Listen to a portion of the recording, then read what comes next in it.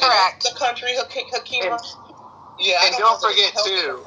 Who's that, Mike? Go ahead.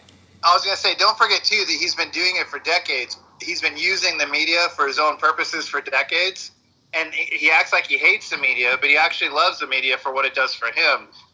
It's all a ruse. And when he was younger, he used to call media, different media types, newspapers and television stations and stuff, and pretend like he would change his voice to pretend like he was his own publicist, and he would set stories in motion about himself on his own terms, playing the media. And only years later did the people come forward and say, oh my God, it was totally Trump. He was calling and pretending like he was somebody else to talk about himself. So it's a ridiculous ploy that apparently he's been doing a long time. That's why it's fascinating when people complain about, why do you guys talk about Trump? Everything is Trump, Trump, Trump. That's what Trump wants. He wants the headline. So, that's why I get confused. People complain about it. It's TDS. No, it's not. The man wants to be fucking relevant. He wants to be talked about. Good, bad, or indifferent. That's of course he does. And the thing of it is, he's a master at the craft. And I agree with Nye. It's a skill that every politician uses. He's just a lot more overt about that skill. But a perfect case in point, Epstein. He took one tactic with the media and the pressure towards his base. And when that didn't work, he took another tactic. And when that didn't work, he took another one. And are any of us having rooms about Epstein talking about the fact that there's been adjusts and corrects course as applicable until he hits the thing that works and gets people talking about the things that he wants them to be talking about?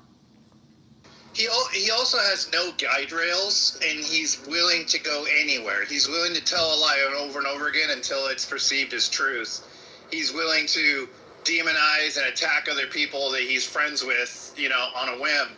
He's willing to say things off the top of his head at a moment's notice without any kind of censorship, internal censorship. So, all of those traits, his lack of morality in general actually helps him get away with so much more. There's a lot of things I'm sure that other presidents have thought in the Oval Office about man, I'd like that person's ass out of the room. And it goes through their head, but they censor it. They keep themselves under wrap. And Trump doesn't do that. He just says what's on the top of his mind openly and without guidelines, without his own moral guidelines. Dude, sky's the limit for what he can do to get what he wants, And the people are just stupid for letting him get away with it. Because everything you describe is a horrible person. But somehow he's the president and is loved by a good portion of America. It's fucked up. It's true, Hakima, but you know what? I started noticing years ago that I was the only one that gave a fuck about character in a president. I started hearing, it doesn't matter, they're all a bunch of assholes. If you think that, then you're never going to look for somebody that is a decent human being. There are still decent human beings, and there are actually a few decent human beings in politics. Most of them haven't been in for 30 years. But the idea that we're just throwing that in the air and saying it doesn't fucking matter anymore, character's out the window, we don't give a fuck, we'll put a scumbag in there as long as he gives us what we want, that's our own problem. That's why we're making, we only have ourselves to blame. We get what we deserve. And right now we deserve somebody who's literally a stereotypical, disgusting American who eats McDonald's every single day and badmouths everybody, around him. We deserve because I don't deserve that motherfucker, Mike. I do not deserve Donald Trump. Here's the thing. I get what you said there. Here's the thing, Mike. I'm one of those people that thinks character should matter. I'm one of those people that it took a long time for me to get on the Trump platform because of the fact that I'd already made personal decisions about his character and who he was as a person. And I don't particularly care for his character, but by the same token, when I don't particularly, during the primaries before Trump got the ticket, I earnestly looked. I wanted to find somebody. I wanted to jump on the DeSantis bandwagon. I earnestly looked for a politician that I thought would accomplish what I wanted and that I felt like at least to some degree was a man of character. they just weren't there to be had. They just were not. I just could not get on board with anybody else. And so when he won the primary, I still have to make a choice, and my choice is between two people with no character. I still have to make a choice. If I want to vote and if I want to feel like the things that are important to me are going to be represented. So yeah, in that case, I have to throw my support behind somebody, you know? I mean, arguably, a lot of the Republicans who became never Trumpers in the beginning were the people who had some more of the character. They were deeply bothered by that in him. I mean, I think of most recent memory, John McCain is probably somebody that had a lot of character, and he lost the presidency. So I think that the primaries kind of eliminates the need for character because it promotes people that are on the extreme ends of things, and people who are on the extreme ends of things are not the ones necessarily with the most character. So we end up with 70% of America wanting someone who's moderate, but the extremist wins every time on either side because of the primaries, and because too many of us that that do care about character are so frustrated by the whole process, we just step out of the entire process itself and we don't even vote. And that's a great point, Mike, that the primary eliminates the need for character. Because, like, basically, whoever goes the lowest is likely to win. So, like, who gives a fuck about character? And the primary definitely sets that field up like that. That's a good observation. That's crazy, though. Yeah, and the primary also eliminates the opportunity for a third party to ever get any traction. So if you look between the primary and the college, what do you call it? With the states, the way they vote. The electoral college. If you look between the primaries and the electoral college, those are just methods of rigging the system to take away a lot of the control that we would have as citizens naturally. The control that we're told we have, right? Like it's up to you. Just vote. You can make changes. Well, those two things put huge dampers on that power that we're given. And the electoral college was put that on there in place for that very reason, to take away some of that power. But I don't think the primaries were necessarily put in for that reason, but I feel like that's what they've resulted in.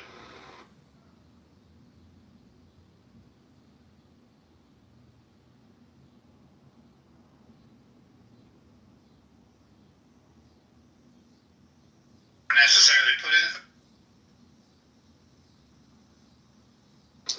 Talking, or I think it's just my mic's just dead. No, you're good. I think it just got quiet.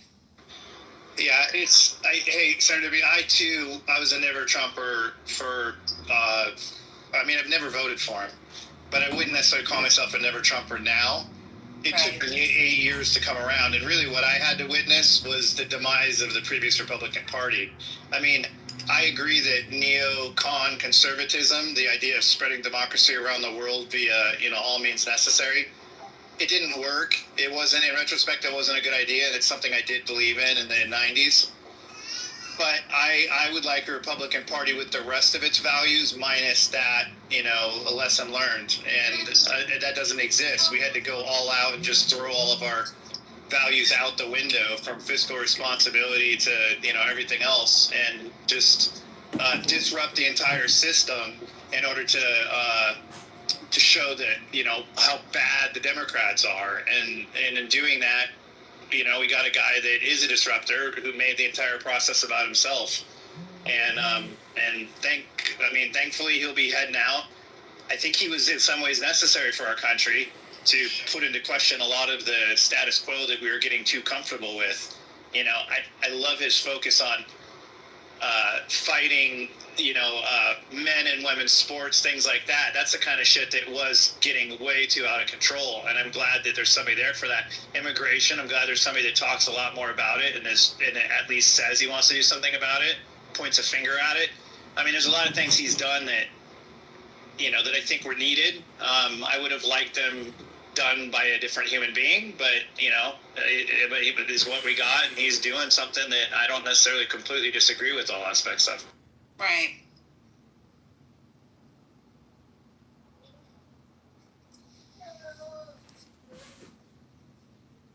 I feel like, disruptor in chief is what he is. He's disrupting the status quo for executive actions. He's disrupting the system of presidential or executive power versus judicial power. He's disrupting the balance of the Superior Court. I mean, he's disrupting a shit ton of stuff, and it's causing us to decide who we do want to be going forward. And I think it was about fucking time, because it was going downhill. I agree, and that's primarily why I still throw my support behind him. I don't think that everything he does is right.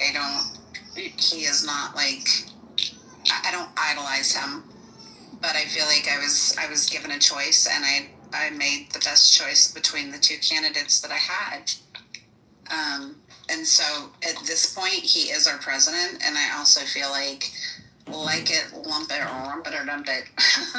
If he's the president, we have to kind of, we just have to support our leadership. I mean, he's in that role right now, so we have to get behind him and support it. I mean, realistically, I'm not a liberal in that I don't want to blow up the entire country and start from scratch like a lot of them wish they could. So because I don't want that, I have to ultimately wish for the best of the country, and I have to support whoever's in charge and hope that they're going to be successful, not make us weaker than we already are, And I don't know if he's that guy or not, but when he's in the position, I have to shut my mouth. It's kind of like when I was in the Marine Corps, people used to say, I support. During the Iraqi War, they would say, I support the troops, but I don't support the war. And I would say, well, the troops are under fire right now in war. And you saying you don't support the war, and even worse yet, speaking out against the war, like obnoxiously so in public, is only weakening their ability to hopefully win the war. And whether or not you believe in the war, I don't think you want them to lose the war. And if you do, then that's unpatriotic. And so I would tell people, like, they'd say, I support the troops, I don't support the war. And I'd say, well, how do you do that? You're using your mouth to talk shit about their job they're doing right now. You're not sending them care packages. You're not sending them money. Like, what the fuck do you mean you support the troops? Is that just like you just think you do because you say it, and saying it makes it real when you have absolutely no action behind it? The least you can do is shut your fucking mouth when they're under fire and say, well, you know what? Whether or not I agree with the war itself, I hope that they win. Right. And that's what they needed. That's what they wanted. And they don't fucking need people talking shit about their jobs. I mean, firefighters. I support firefighters, but I don't support fighting fires. What the fuck? I mean, when they're in the building fighting the fire, shut your fucking mouth till they get back out of the danger zone. Right. Well said. Yeah, I disagree with that. I think as an American, you got an obligation to speak up against a war you don't agree with, and you can support the soldiers in the sense where you it's don't not want cool. them to Put die. your phone number up for that You hope 50th the war person. ends soon, and you hope they get home safely. That's the way you support them, but you don't have to support a war. I mean, that's crazy. I don't gotta support an unjust war. So what method do you use? So what method do you use to support them without supporting the war? So I agree that they shouldn't necessarily be the same thing, but you're not supporting the troops if you're out talking shit about what they're doing when they're being killed. That's not supporting the troops. Saying I want the troops to come home safely is just like flapping your gums. It doesn't have any relevance. No, that could be supporting the troop is getting out, voicing your concern to the government, and hopefully they will listen and end the fucking war. That bring the troops home in the war that you have no business in. That is supporting the troops, trying to get the war ended. As one of the troops, I can tell you that didn't feel like any kind of support. But they're over there doing it. They're breaking down doors. If you want to influence their. Some of the troops appreciate it. People at home asking for the war to end.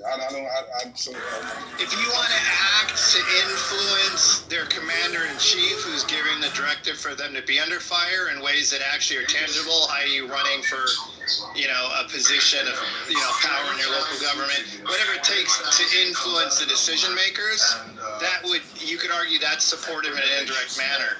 But just saying bring them home and keep them safe, and I hope they come home safe and end this shit now is not supportive of them when they're over there at the time. It's just not.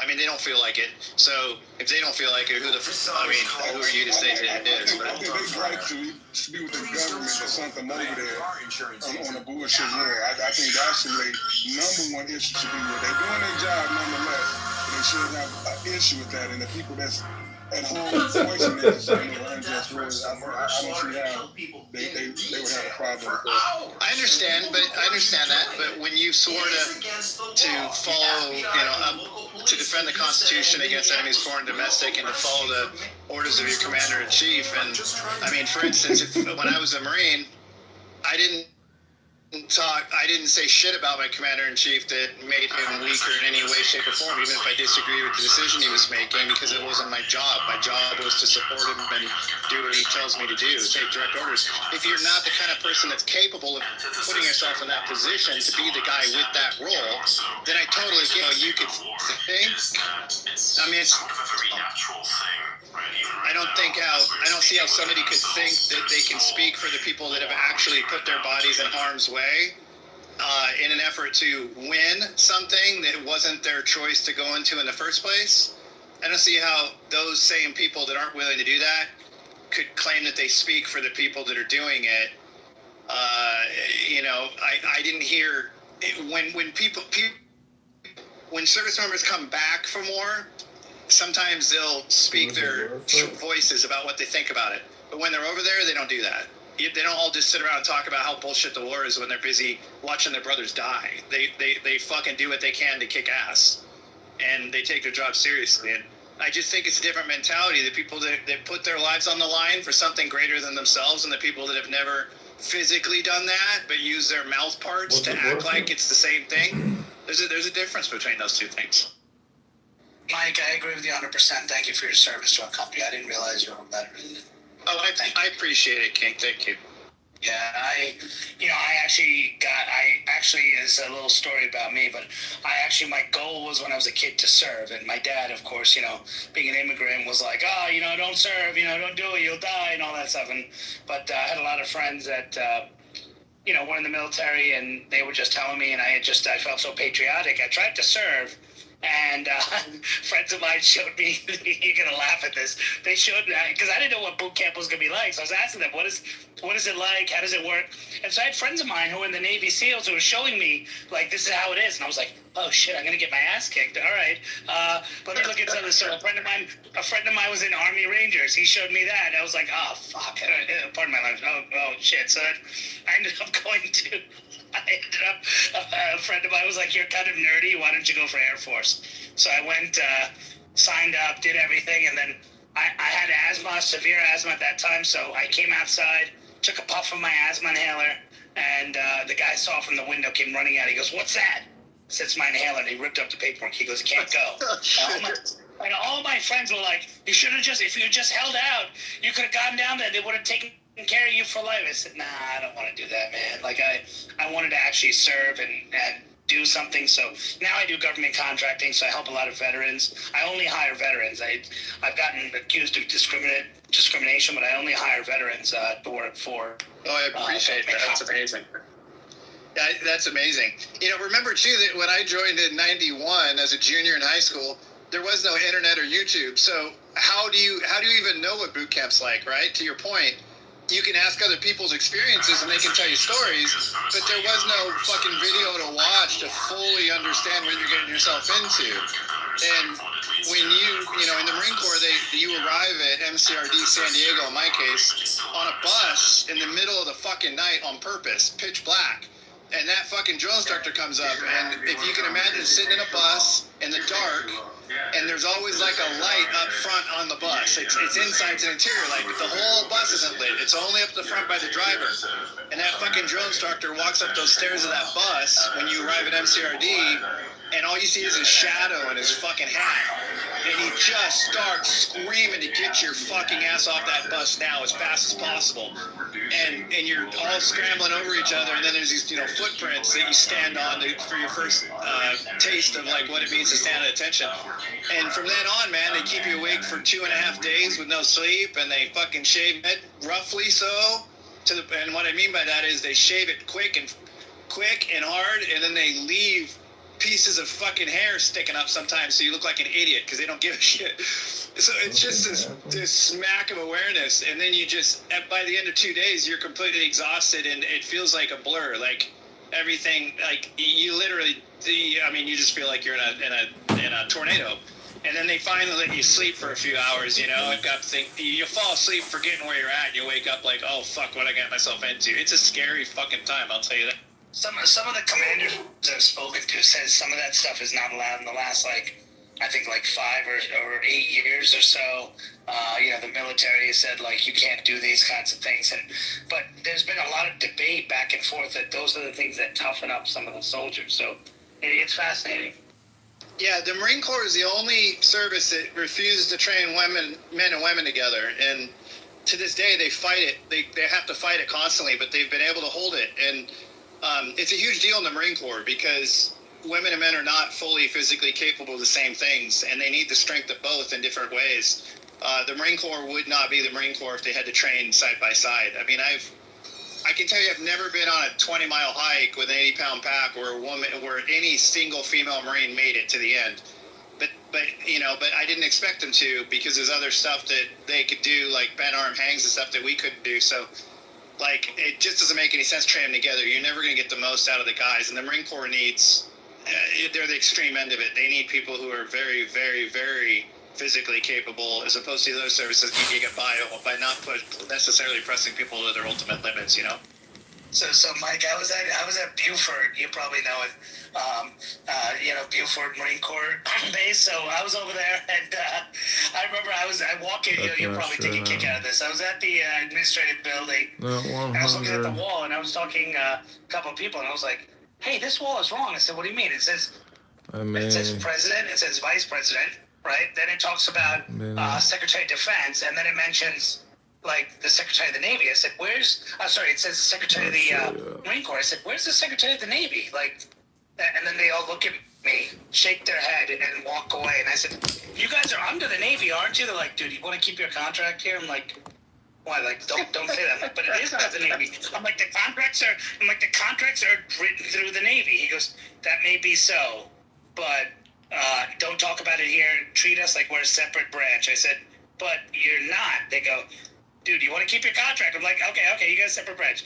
They're like, we got all three in ours. We got an Air Force, we got our own ships, and we got our own, troops. So we are a separate branch. And I said, okay, yep, you're a separate branch. So every time I go to that base, I look at the wall, I never say a word. I just go, okay, it's missing Secretary of the Navy, but that's all right. And I think that's by design. They hate the Navy. I mean, not that they hate the Navy, they just don't want to be under the Navy. No, they don't want to be under the Navy, but they actually have a very good relationship with the Navy because when we go to war, we do ride on ships, you know. Remember that in Grenada or whatever it was in the 90s, we had a thing that Clinton did where he had the U.S. Army handle it, but he took them in on ships. And I heard horrible stories about the relationship between soldiers and sailors. Sailors hated soldiers on their ships. They didn't even want them on there because that was really the role of the Marine Corps. So when it comes to actually serving together, you know, the Navy provides the corpsmen for the Marine Corps. The Navy provides the Seabees for the Marine Corps, who do all the construction and building of, bridges and structures and things like that. So they actually work very, very nicely side by side, but Marines don't want to be identified as Department of the Navy, mainly because the Navy's just kind of cheesy. Even their white hats are embarrassing sometimes, or pop hats. Not a fan. I don't get why they made Space Force a separate command, because Space Force was technically under the Air Force. They broke it out. Why can't they break out the Marine Corps? It's got to be politics. I don't know. The Marine Corps existed before the Navy. The Marine Corps was the first service ever in 1775. So, the Navy actually came from the Marines. So, if anything, it should be the other way around, maybe. I think it's probably the sizes of the services. The Marine Corps is very small. The Marine Corps is insanely efficient with their budget. We get all the hand-me-down bullshit, leftover stuff from the other services. The Air Force is by far the least bang for your buck. They're the most expensive to operate on a case-by-case basis, on the individual's airmen. The Marine Corps is the opposite. You get a shit ton of value out of the Marine Corps. So it's in the Navy. Do you think you could kick a Navy SEAL's ass, Mike? No. So I was a combat photojournalist in the Marine Corps, which meant I was Joker in Full Metal Jacket, basically. But outside of combat, I was a news reporter. And I could do my own stories, subject matter, so I could just choose to go align with a unit and do what I wanted to do. I was I didn't have much direction in my role. And I did a story one time in San Diego about the Navy SEAL training. I went over to Coronado and I didn't train with them. I trained with them after Hell Week. I trained with the actual, real SEALs after they graduated, but I saw the Hell Week people doing what they were doing. And I think Navy SEALs are harder than the Marines, but they're also a special force. And if you take the Marine Corps and you look at what they are 2/3 of special forces, but you got a whole group, got hundreds of thousands of people doing that. So they're not quite as elite as the Navy SEAls. But share a lot of the same things. Like, you can't be in the Marine Corps if you can't swim really well. Most of the people who got kicked out of boot camp were because they couldn't swim hard enough. And in some cases, I was water survival qualified in the Marine Corps by choice because I wanted to be a lifeguard as a part-time job on base, and I had to get water survival qualified, which means that I had to swim for 24 hours in my camis with a backpack and a rifle and my boots. Without, in the deep end of the pool for 24 hours. And at that point, you're doing what's about the same as what the Navy SEALs go through. But they do two things that scare me a lot. One of them is they have one of those deep dive tanks where they have to hold their breath and go super fucking deep. And that scares the shit out of me because I saw guys passing out and being brought up by divers and resuscitated. And that scared the shit out of me. I wouldn't want to do that. And then the other thing they do is they do dolphin swimming, where they tie their feet and arms behind their back, and then they have to sink to the bottom of the pool and make their way to the top for a breath, and sink down again and make their way to the top for a breath again, and sit there, do that for like an hour straight, and that looked really. God bless you, Mike. Holy moly, doing that kind of stuff. Well, the Marine Corps didn't put me to that extreme, right? So for that kind of stuff, I mean, they did put me extreme for water survival qualified training. But even then, I didn't have to do necessarily what SEALs do. I mean, SEAls go out in the ocean and freeze their asses off on purpose. Yeah, I mean, part of the group, I think you're in the Matrix. Construction team. I have a couple of divers. You were in the Matrix a little bit, unless it was just me, Ken.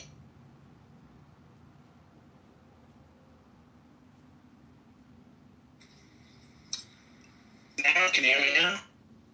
Barely. During this interruption, can I just make a reminder to the room that house rules are English only.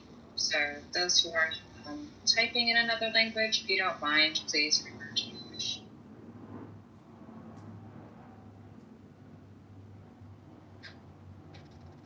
Yeah, I don't know if you guys can hear me, but I have a contract with Naval Construction Group, and they have these UCT, which is the underwater construction team, and man, these guys are like divers. They go all the way under. They like actually build and repair fixtures and structures under, and I was watching them go because they let me watch it, and like they put on this like Darth Vader hat so that they can breathe, and then they go under, and they have this special machine that brings the tools down. So I was like, oh my God, it was like, this is like incredible. I would never do it, but this is incredible. Yeah, there's a movie out that just came out. I watched it recently. It's a true story about an underwater welder who goes down 300 feet and welds bottom oil wells and stuff. And it's a true story about a guy that he died down there and was brought back to life, and nobody knows how he lived, basically. But I can't remember who was in that. Is it a documentary or a movie? Oh, I know Woody. No, it's a movie, but I know Woody Harrelson was in it because he was the lead. Wasn't it called The He was like the boss of the diver. Not the Matrix. Yeah, Mike, you were going in and out of the Matrix, and I was trying to hear the name of the star so I could look up the. It's not called The Abyss, but Woody Harrelson's in it, and it's in the last 3. Right.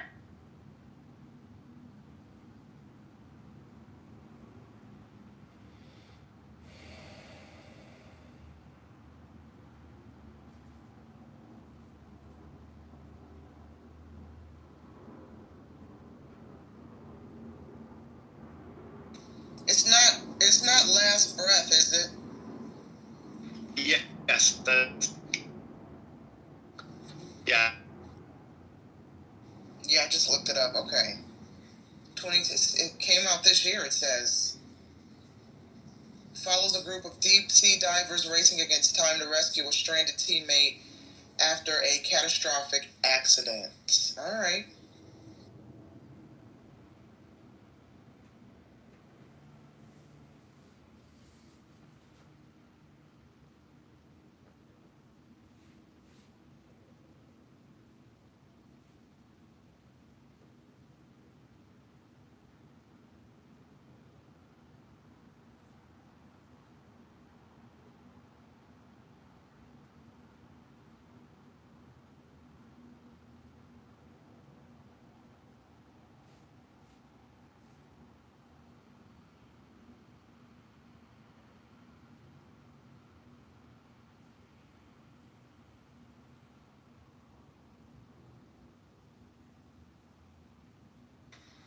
Well, anyway, guys, welcome to In the Muff. If you just joined the room, sometimes we have these moments where everybody goes silent because folks are working in the background. But I'm sorry. No, it's all good. Hey, we're only human, right? Good morning. These things happen. Good morning. Good morning. Sorry, yeah, I was working. And then I was just like, oh wait, the room got quiet, and then I jumped off. Yeah, I was looking at the stage. I was reading about working on this piece about this pastor who was being critical of BET and the BET Awards and how harmful it's been to the Black community. And then I looked on the stage and I'm like, oh, wait, no one's talking. Well, welcome Princess to the stage. I don't know if you've had a chance to speak, but the mic is yours. I think we're just going popcorn style, huh? Yep. Hey, girl, how are you? I'm good. I'm trying to figure out how to make it so that I'm also working in the background to make it so when I am clicking on my emails and it shows the preview to the right and Outlook, I don't want it to consider that a read email, and I don't know how to change it back. Currently trying to do that. Gotcha. Just right click it and view on read. I know you can right click it and like make it back to Marcus unread. Yeah, my previews don't make them look red. I know mine. I have a loaner computer because I had to wipe my old computer because put it down. It's fun. Grayson. Oh. Thank you, babe. Keep it there. Trying to straighten this curly mess. Oh. I have to say that the iPhone, the newest iPhone, has built-in AI. There's a lot of talk about how it's kind of dumb and it's not a big deal. But the one thing I like about it is it gives you email summaries without having to click on it. And the summaries just say like, so-and-so is asking for this to be done by Wednesday. It just takes the whole email and just briefs it, sticks it up front. I really like that, actually. I do too. I don't like it so much with my text messages because I feel like it's funny. It's cheesy sometimes. It misses context. Sometimes it'll summarize a text or something in a really funny way. Yes. I can't even think of a good example, but every now and then I'll have a laugh out loud moment because of how it describes what's being said in the email. Same. I'm just like, okay, that's not really what's going there. But good try.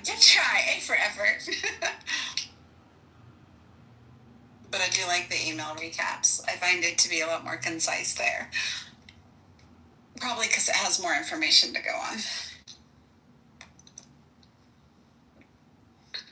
Okay, I think the curly hair is gone again, y'all. Okay. Don't be hating on the curly hair. Oh, girl. My hair is a fucking atrocity. It's so freaking cool. Beautiful. You always want what you don't have. I spend a lot of time making it look straight. Oh my God, my daughter's half Asian and it's always straight, and she dies for curly hair. Oh yeah, Like it's the exact opposite. She's constantly trying to curl it. You always want what you...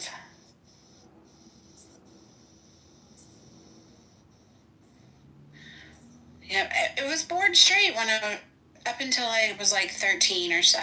And then I don't know what happened. Like, it just went crazy. And mine's really, really thick, so it's very unruly when it's curly. It's just going to stick out everywhere. I swear mine has changed postpartum. A lot of people say that. Mine never did. I wish the curl would have gone away. So I have like one full sibling, and he has like super curly hair, and it's interesting because like I've seen all these TikToks and stuff. They're like, if your hair like air dries like this, you probably have curls. You're just not styling it right. So I think that like I have like one of the like entry level like wavy curly hairs types, but I've just been styling it straight forever. That's my daughter. Hers isn't super curly like mine, but it's definitely got some natural wave.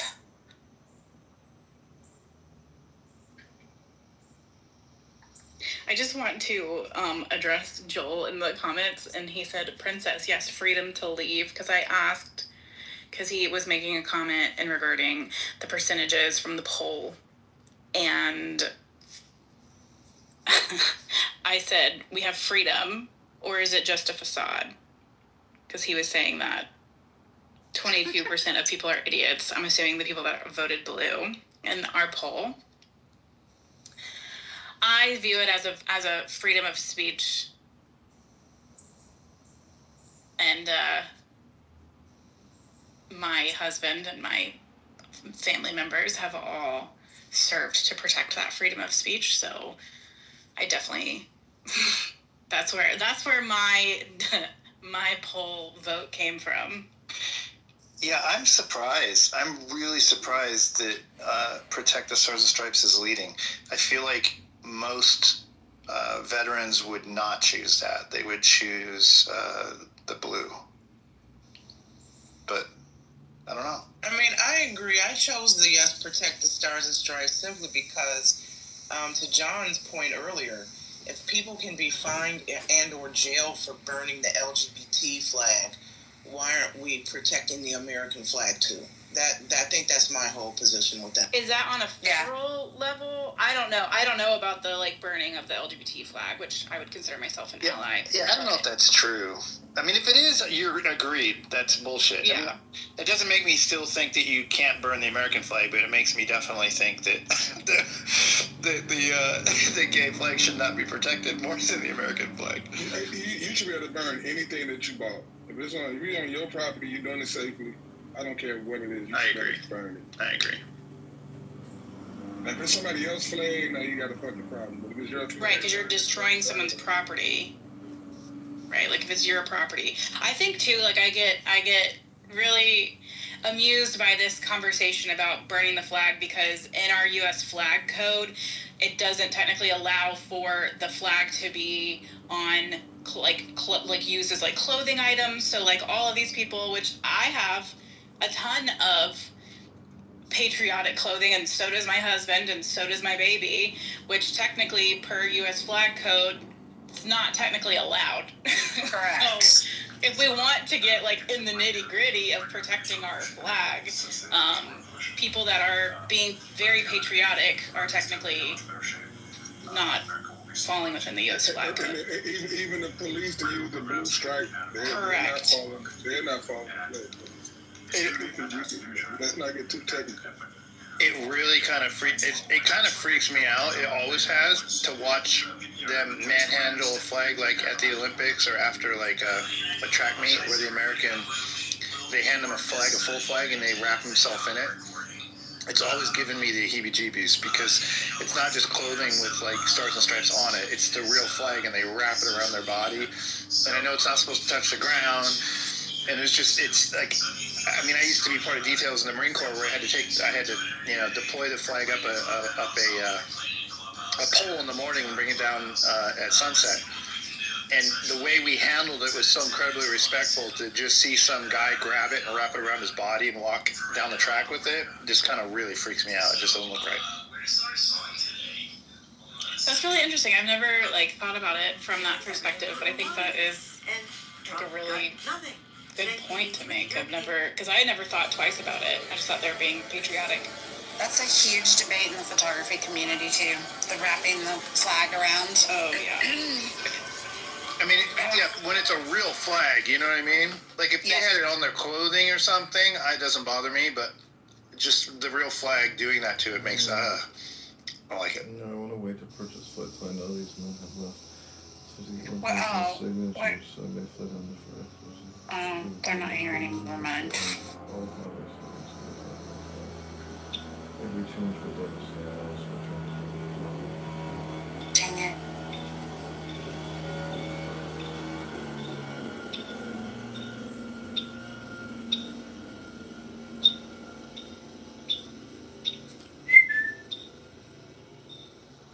Your birds always sound so lovely in the background, Serendipity. It just sounds like wherever you live just sounds so peaceful. I don't know if it is. Could be chaos. But the birds definitely make it sound peaceful. It is peaceful. We have a lot of trees in Georgia. We're known as the city in the forest, right? We have more trees per square mile than any other city in the United States. Major city. And people don't know that, but my backyard has a green space behind it. And I have one of those bird houses with a camera on it, so you can watch what the birds do on your phone. And dude, they chirp loud all day long. You used to during COVID. During COVID, I would sit on my porch pretty much all day on Clubhouse, and the background would be chirping all the time. And I'd have multiple people ask me to remain unmiked just so they could listen to it. We have really loud birds in Georgia. We really do. I have my voice isolation on so that she could even hear, because when it's not on, people comment endlessly about, oh my gosh, the birds in the background. And sometimes it's a bit too much. And where I used to live, next door neighbor had chickens, and for the first year or so of their chicken roost, had a couple roosts that crowed all freaking day long. And one of them, I swear, he was sick or something. He was one of those that right in the middle of his cock-a-doodle-doo, he'd choke himself. And he'd start and it'd be he's just oh God, the rooster just died. Awful. He was listen, it's the sick rooster. They're crowing right now.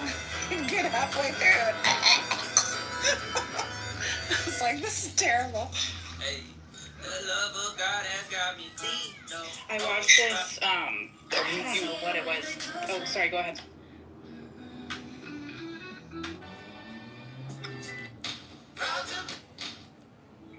Jumbo, stop. I told him to go ahead because while he was talking. Serendipity, have you downloaded Merlin Bird ID for your iPhone? I haven't. It's from a university that it's a university project, so it's free download for public. It's called Merlin Bird ID, and you just hit record and you hold your phone in the air and while the birds are talking, and it shows you which bird is which, and it even highlights them when they make a noise, so you can see it bouncing between the different types of birds, and then it collects birds. Oh, I love that, Merlin Bird. It's really cool. While you're sitting there, you should download it and just play it, and it saves them. So I have I have an owl in my yard. The ones that go, hoo, hoo, hoo, hoo, hoo. Those guys. I can't remember what they're called, but they go, hoo, hoo, hoo, hoo, hoo. And they do it. He does it constantly, but he does it. So I did it, and I can't remember what kind of owl he is, but it caught it on there, and then it records it, so you can listen to it later as well. But I'm downloading it right now. We have tons of cardinals. I see a lot of ours. We've got oodles and caboodles of cardinals, and they're so aggressive. Now, you know what's cool? So when I used to watch my birdhouse a lot, I started noticing the birds remind me of jets, different kinds of jets. So woodpecker come in, And woodpeckers are the most aggressive, right? They're the biggest assholes. They'll kick anybody out. I think I'm breaking up. I don't know if I'm breaking up. No, you're not. You're not. Okay. So I would watch birds and like I'd compare them to jets. So like the F-35 is definitely like the woodpeckers because they can take anything out. And then like cardinals remind me of EA-6B prowlers, which are those radar jamming airplanes that used to have the big like fuel thing sticking out the front, like phallic like almost. They remind me of those. And I'd watch how they'd interact with each other. And there's a total hierarchy of breeds, right? Like blue jays are really aggressive as well. But yes, they are. A blue jay can kick a cardinal out. But a woodpecker will kick everybody out. I did not know that the woodpeckers were aggressive to other birds. The big ones, yeah, the big ones. Yeah. I mean, if they're tiny woodpeckers, no, but the big woodpeckers are brutal. If you want to know, do you have like a bird feeder? No, not right now. Okay, so if you had a bird feeder, if you put mullet, the stuff that's like it's square, it's like got fat, it's a bunch of seeds and fat. If you hang that next to a bird feeder, the woodpeckers love that shit because they'll stand on it and peck their beaks right through it. And every time they arrive there, everybody splits, and they're super aggressive. They start pounding through that stuff. Like there's a big woodpecker in Georgia that it's red and it has black and white stripes on it. I can't remember the name of it, but that thing is a fucking he's an asshole. And we have whippoorwills too. We have quite a few whippoorwills. I don't know what those are. You know, you always know when you start hearing the whippoorwills that summer's right around the corner. They're like one of the first birds that you start hearing. And their call is, I mean, that's where they get their name from. It sounds like they're saying whippoorwill. I wonder what they are. I wonder if is that the actual bird name, though? Because I've never captured one on my Merlin. You haven't? That's why I'm wondering if it has a different technical name, but they're just... Let me look. Hold on. Whippoorwill. Let me see if they...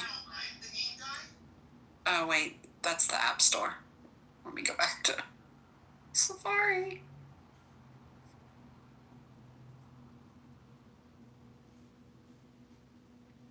Well, while she's getting in, I just want to say I have a fabulous bird feeder, but listening to this conversation, I think I might upgrade. I've been thinking about for the past year getting one with the camera built in. And that mullet stuff you were talking about, I get that a lot for the birds. I just put it on the ground, but only in the winter. I only give it to them in the winter. I don't give it to them in the summer. But I just put it on the ground, and they come and swoop it right up. It's gone within a matter of minutes. If you hang it, though, you'll get woodpeckers because it's vertical. Like, they won't eat it off the ground, but they'll hang on it if it's vertical. Okay, right on. I will keep that in mind. Very good. Yeah. It's not saying, okay, Antrostomus vociferus, I guess is the whippoorwill. But whippoorwill comes up pretty regularly on Safari. Find it on that Merlin app. All right. Because you can look through the bird list for your region. You download a region pack from there for wherever you live. And it has a list of everything that exists. Continue.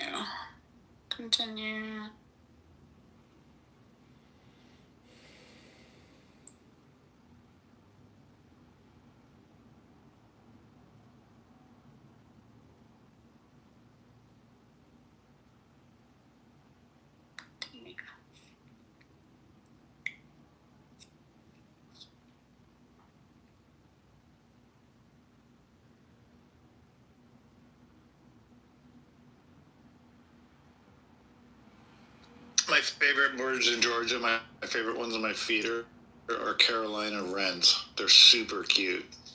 The way that they move is so cute. They're little fat brown, like, fur balls. I guess they're feather balls. I have an affinity to them. But they hop.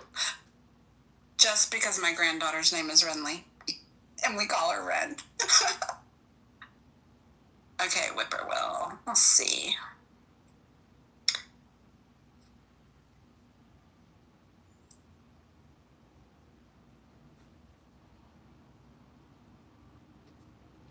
Mike, I was just creeping on your photography.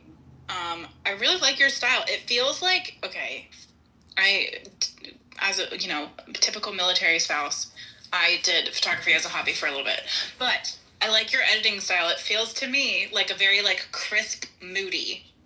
Like it's very moody, but your images are so crisp.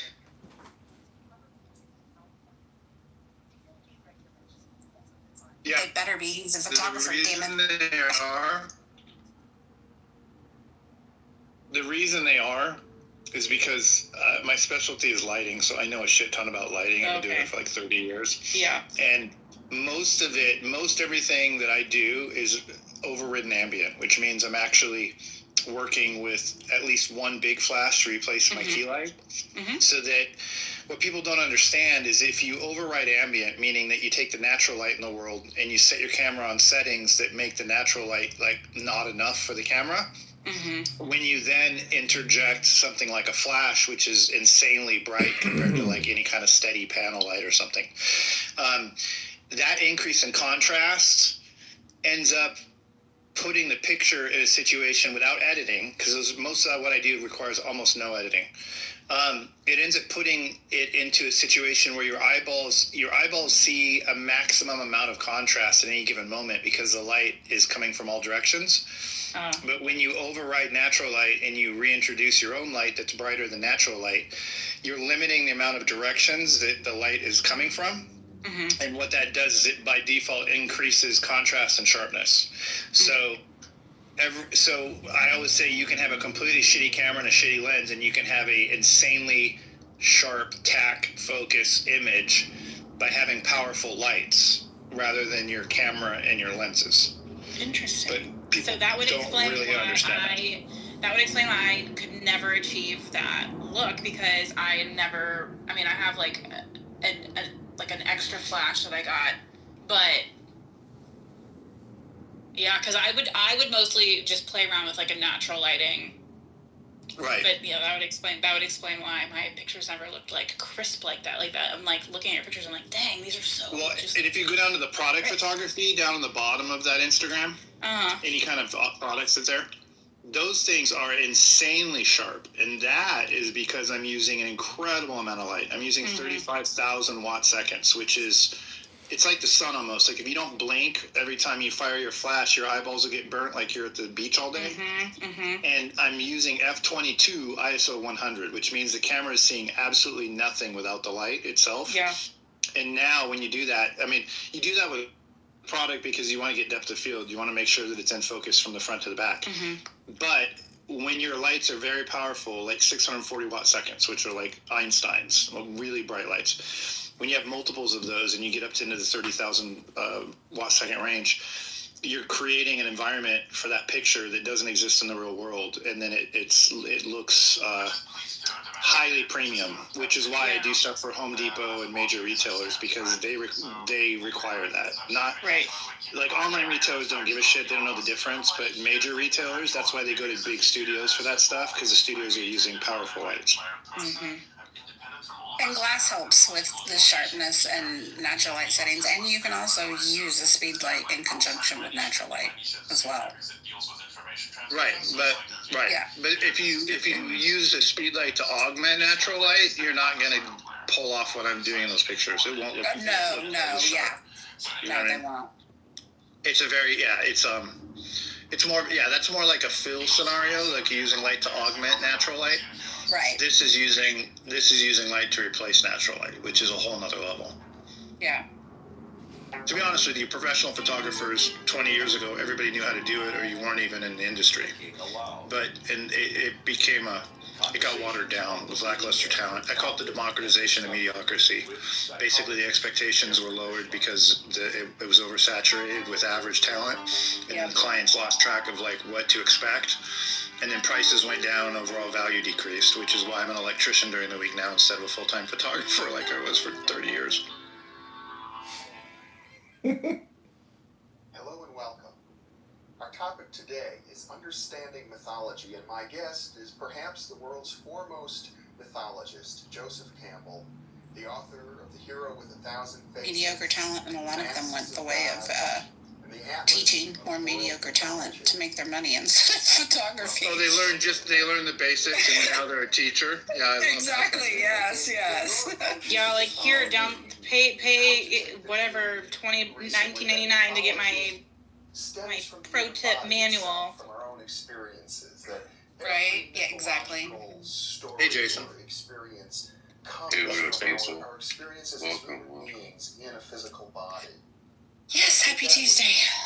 Quite contrary to earlier idea. I had fun with it. I only did it for like a couple years.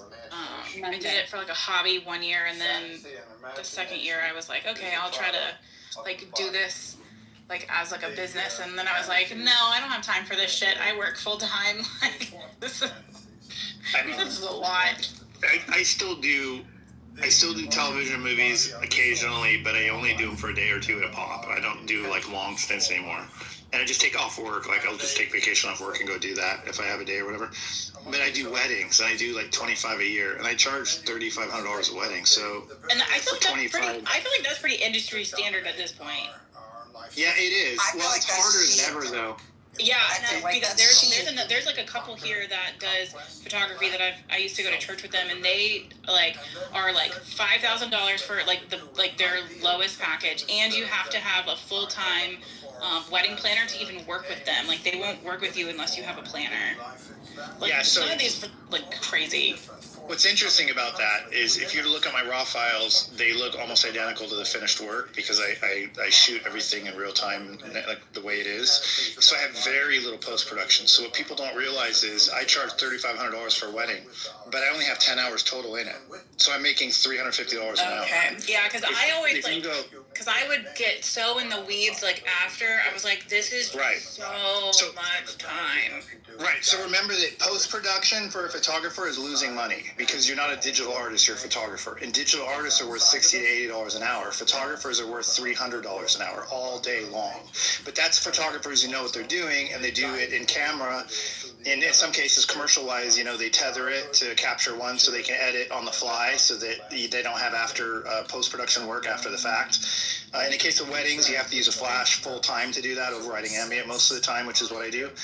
But either way, if you earn $3,000 for a wedding and then you go home and you work on it and it's 10 hours long, that's $300 an hour. You go home and you had 20 hours of post-production, you just lost money the entire time you were doing it. And you lost the available time that you would have, the 20 hours of free time. So you're wasting your free time, you're losing money the entire time. And so the goal is I can charge $3,500, which is more than enough for me because I have very limited amounts of post required. So it's a $60,000, $70,000 part-time job for 25 days of work, essentially. Which is, sometimes I edit my wedding when I get home from the wedding. I literally edit it and I'm done the next morning. So if you can imagine if you were doing that, you don't need to charge $6,000 a wedding, which means that it's almost easier to find, middle-income average people. There's a lot more people that can afford $3,500 than $6,000 a wedding. Oh, right. And if you're at $6,000 a wedding, you have to go through planner. I think some of them, they price themselves that because they want to shoot a certain type of wedding, which is fine. Like, you can pick whatever clientele you want. Right, but what's kept me from doing that is my inability to maintain long-term relationships with planners and people like that. I just don't play the social game well enough to constantly be schmoozing, going to conferences with people and showing up and saying hi to them and sending out emails all the time to remind them that I exist. I don't do that because I don't follow up all the time and build actual personal relationships with these planners. Over a course of a year or two or three, even if they love my work and they recommend me, over time you start losing, those recommendations because they just kind of forget about it. Everyone has short-term memory. So the only way you can charge $10,000 a wedding, it's not that their work is any more premium to my work. It's that their promotional workflow requires them to build and maintain steady relationships with high-end planners who have high-end clients. And that is just something I've never enjoyed doing. I've never reached outside of that price point. I've done quantity over quality and quantity. Like they say, good, fast, cheap, pick two. No, I'm all three. I mean, I literally am, and that's what people don't understand. But that's just because I have 50,000 hours into it. I mean, I was a combat photojournalist in the Marine Corps, and then I worked as a news photojournalist, and then I owned a photo studio that did work for Home Depot and Lowe's and Walmart and all those people, and then I got into television and movies. So like I've just always prioritized light and I'm a technical shooter. I didn't do it for the art. I've never ever. I think that's the difference between me and like 99% of photographers. I didn't start doing it because I wanted to do it. Because I did it. I started it because of the art. Like I exactly the art of taking photos and exactly and having the eye for different shots. Exactly. For me, I struggled on the technical side of figuring out camera settings, figuring out lighting, figuring out post-production, all of that. Like that was just like, ugh. I was like, no, I'm the artist, not. Right. and that's a weak. And believe it or not, that's a weakness because the reality is you're producing a product that needs to remain highly consistent. That needs to be represent on your website what the client's going to get when they pay the money. When I go to a wedding, for instance. I'm ADHD, so it helps a lot because in my brain I can stand in a room and I got like 50 things I can do, and I call them widgets. So like I know that if I move a chair under a window and I put black shoes on there, I'm going to get the toe of the shoe is going to get a cap light from the window above. If I frame it a certain way with my 50 millimeter, I call it like the shoe under the window shot that's always done with a 50. And so I have thousands of those now. So I walk in a room and it's almost like I have like an overlay on my eyes where I can everything jumps out at me for opportunities, and I can go, okay, I'm going to do these 3 today or these 4 today, and it's all repeating what I've done. I mean, every time I shoot a wedding, I try to do one thing I've never done before. If I've been in the venue 100 times, I'll find a new shot at that venue that I've never done before each time. But that's more for the venue because, and I'll always do the key shot. So imagine you're at a wedding venue and there's like a barn there, and everybody's going to do the bride and groom in front of the barn. Great. I'll do that because that's the one that everybody does. But I'll go do one from a completely different angle, maybe go to the woods behind it and shoot with the trees, framing it a certain way that nobody's ever done. That one's for the venue. And I always do that. I always do the basic one that's a no-brainer that everybody does, and then I do one that nobody's ever done before. In a place like Tay House, I'm going on Saturday, I've shot at that venue like 60 times. And every time I deliver a wedding from there, there's something brand new they've never seen before. So it's like that's what I do. So I maintain good relationships with venues. That's where I get most of my work. I just don't chase planners. And planners is what you need for high-end. Yeah, for sure. And see, I got into it for a completely different reason. I mean, I always liked photography anyway, just growing up and as a young mom. But for me, like journaling, one of my fondest memories was going to my grandma's house and pulling out old photo albums and looking at all the ridiculous photos. And I wanted to journal different perspectives of my kids and their life, as they grew and do things. Like it wasn't so much about here, smile and say cheese. It was, I want to remember them doing this right here, like in their natural element, That's why I got into it.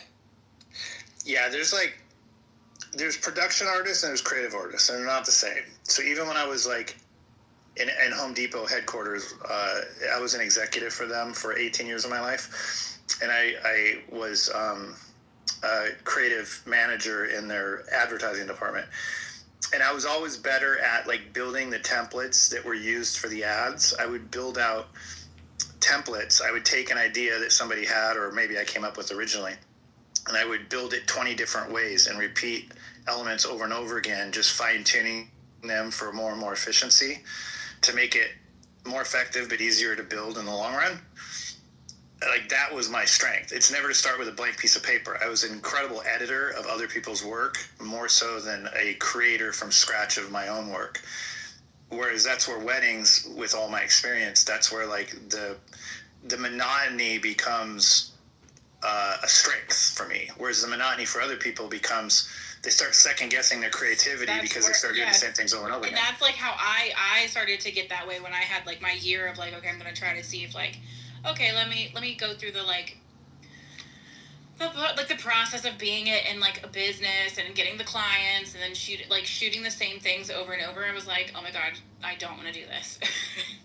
Right, but once you start repeating successes, things that have been successful for clients in the past are going to be successful for clients in the future. So once you start finding yourself repeating things, as long as you're sifting through and maintaining your efficiency by weeding out the things that are less successful versus the things that are more successful, they become routine. And so I knew that like every time I was doing a portrait outside, I was going to use a 70 millimeter or above for a full-length portrait because I wanted to decrease my depth of field, but I would use a 50 millimeter below for a half-length portrait because I wanted depth of field.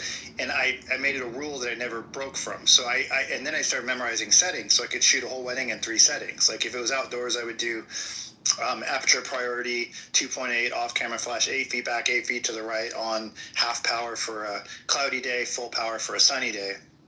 And then when I go inside, I need to be more conservative about my shutter speed because I might have reduced shutter speeds and I'll get blur. So then I would do shutter priority 1/125th of a second, 1600 ISO, and my cameras would be on quarter power, my flashes. So I had like 3 settings and I shot for like 10 years. I shot weddings on 3 settings the entire time. And then I started getting more creative. And my work back then looked less dramatic because I was basically averaging out light on a regular basis by using shutter and aperture priority. But as I got more advanced, I started shooting manual full time and then really controlling it. But I just built habits and memorized settings for 10 years that are defaults, they're fallbacks. So like if you don't know that aperture priority 2.8 at 400 ISO for a cloudy day is a default setting, then a wedding's scary because sometimes you're in a pinch and you're in a hurry and you're moving from one position to another and the light drastically changes.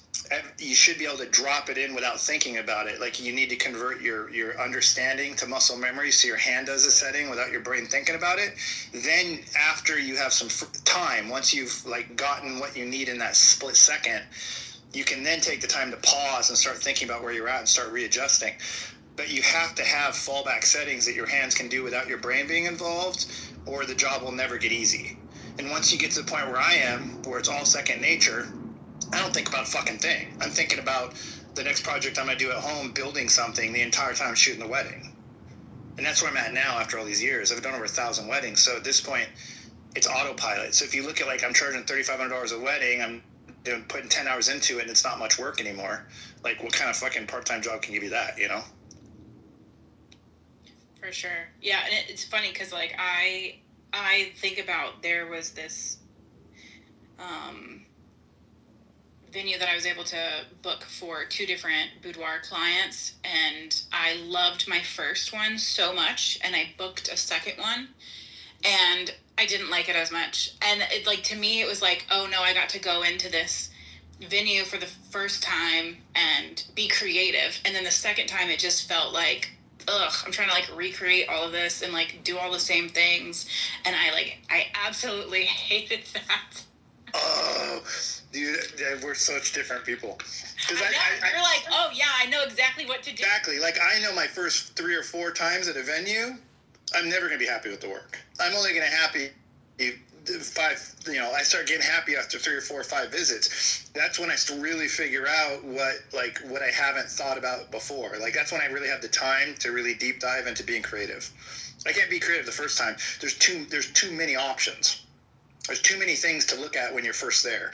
But after you've been there 3 times, you can eliminate, basically your efficiency increases. I'm obsessed with efficiency. That's what ADHD people usually are obsessed with, efficiency, because basically what ADHD mind does is it pays attention to a tremendous amount of details, and it compares and contrasts details in order to weed out things that are typically going to be repeated. So you start identifying opportunities for efficiency where 1 + 1 = 3 instead of 2 in a lot of options, metaphorically speaking.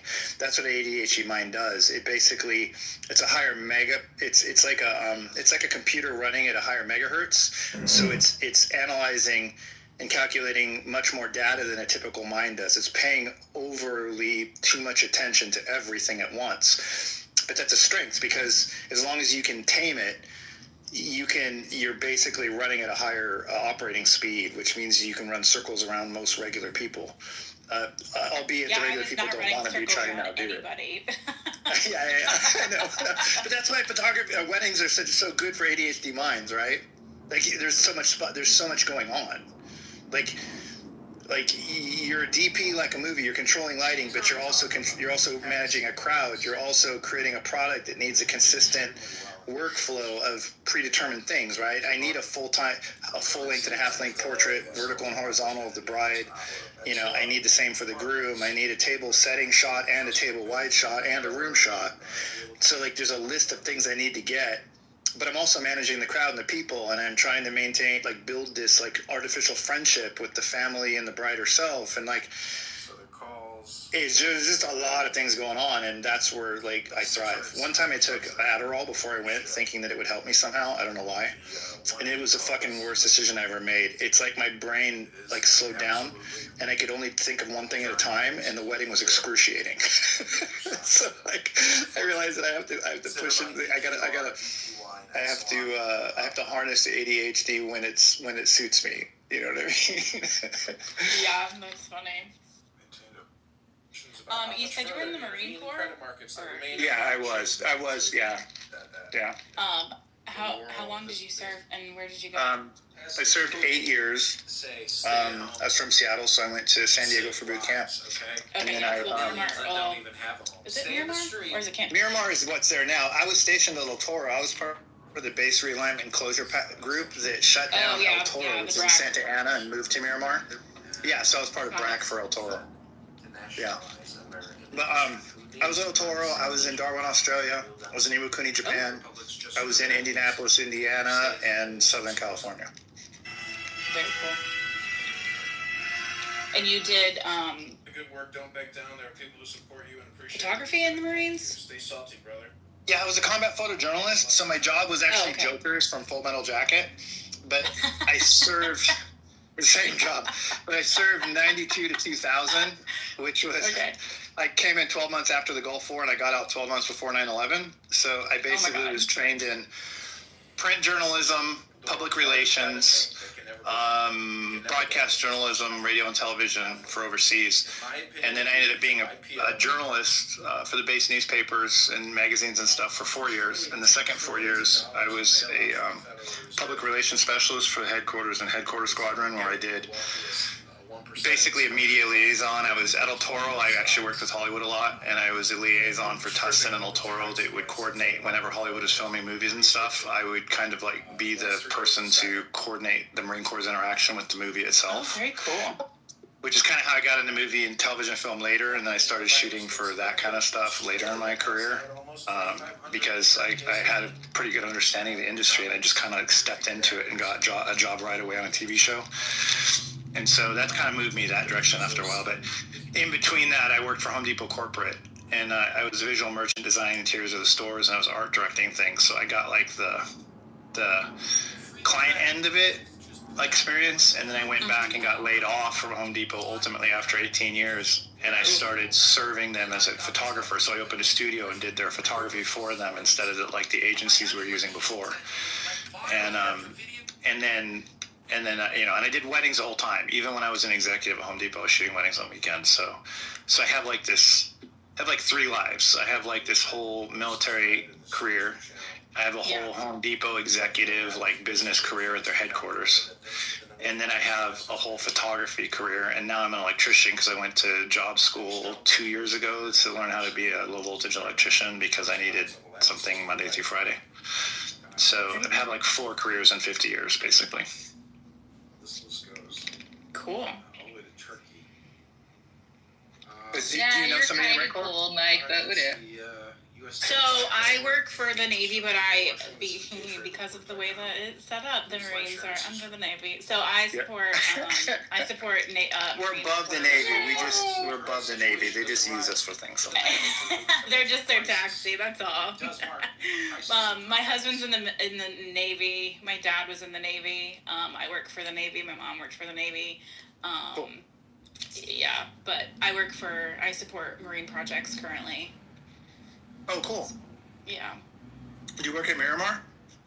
No, so we used to live in San Diego. I worked out on Point Loma. And then my husband was stationed in Coronado on one of the carriers when we lived out there, but we live on the East Coast now. Okay. I was just talking earlier about how, as a journalist at El Toro, I did a story one time on the SEAL training. Yeah. And I went down to Coronado and spent a week with them, like documenting what they were doing, and that was pretty fun. Yeah, I liked living in San Diego, like being very like fleet facing. Like where I am now, we don't have a lot of. We have like obviously like military bases here, but it's not very like fleet facing. But we are going to move to Norfolk, so we'll be getting a lot of that. San Diego is amazing, isn't it? Oh God, I miss it so much. Like so much. I was just like I know what it was. It was a damn car commercial yesterday, and they're all like on those like highways right along the beach, like.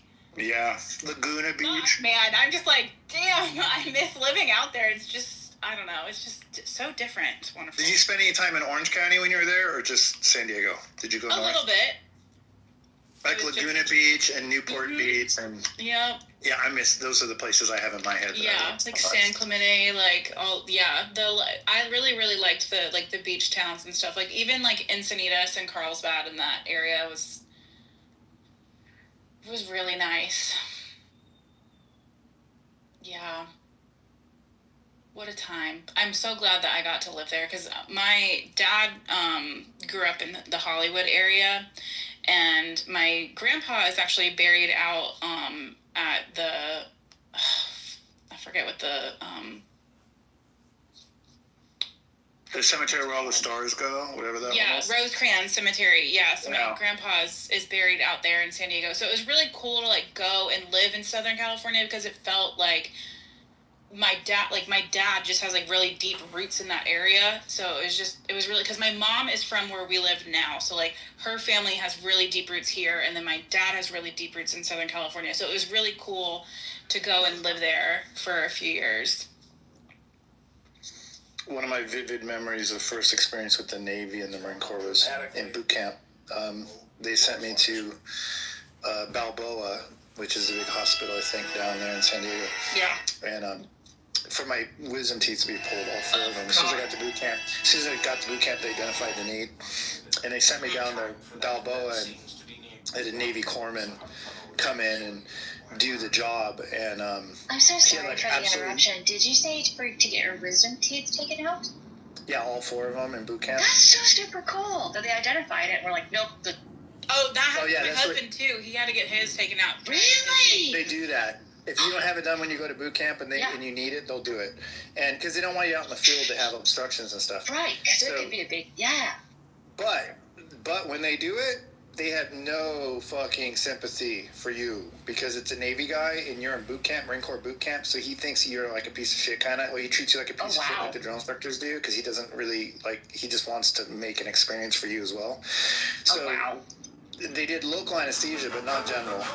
And he's and I'm like bitching. I'm like, he injected my gum or whatever. I'm like, that hurts. And he's like, suck it up, fucking, you want to be a Marine? Suck it up, bitch. Are you serious? And like, oh yeah, and he's cracking my teeth out of my skull. Like, I remember vividly.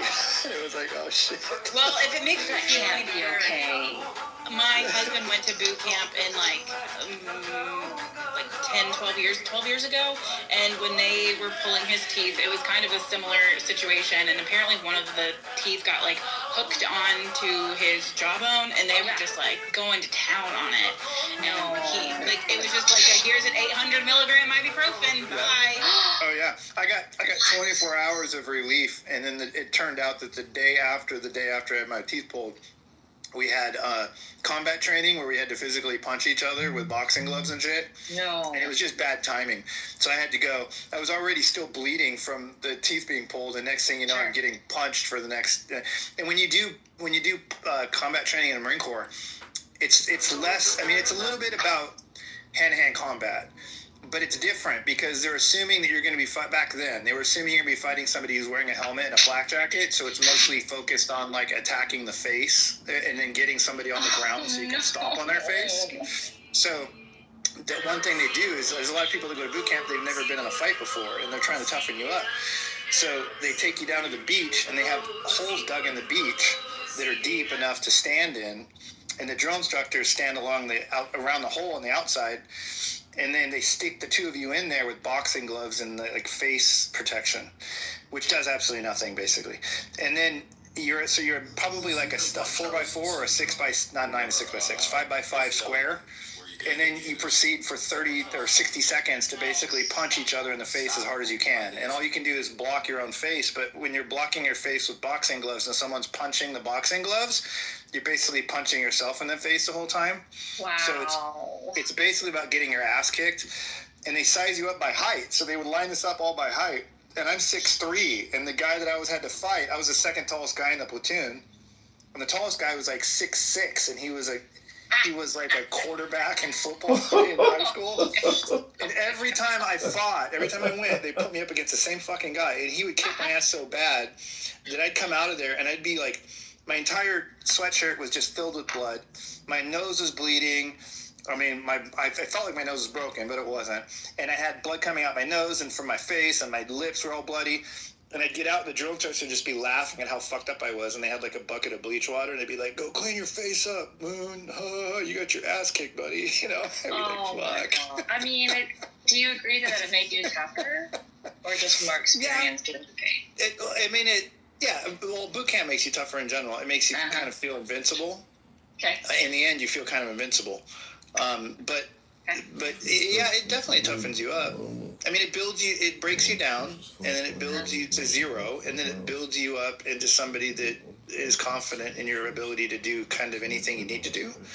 But it also instills, like, adapting and overcoming is a big part of it. So it instills the idea that you're going to fail, but you need to keep trying over and over again as much as possible so that you can ultimately dominate, but you got to learn from your mistakes. You don't do the same thing twice. That's something that people don't know nowadays. Like, younger generation, they're so afraid of failure, they don't even start, you know? Oh, wow. And I feel like that's a major crutch of younger people today, is that, like, they'll watch the internet, they think that watching someone else do something shows them how to do it, but then they ultimately either are afraid to try it because they don't want to fail, or they do it and they fail the first time and then they lose faith in themselves. Even though watching something online is not the same thing as, like, building muscle memory to do something without thinking about it. You know, they're two totally different things. And so I feel like the internet has given people a false sense of capabilities. And so people with,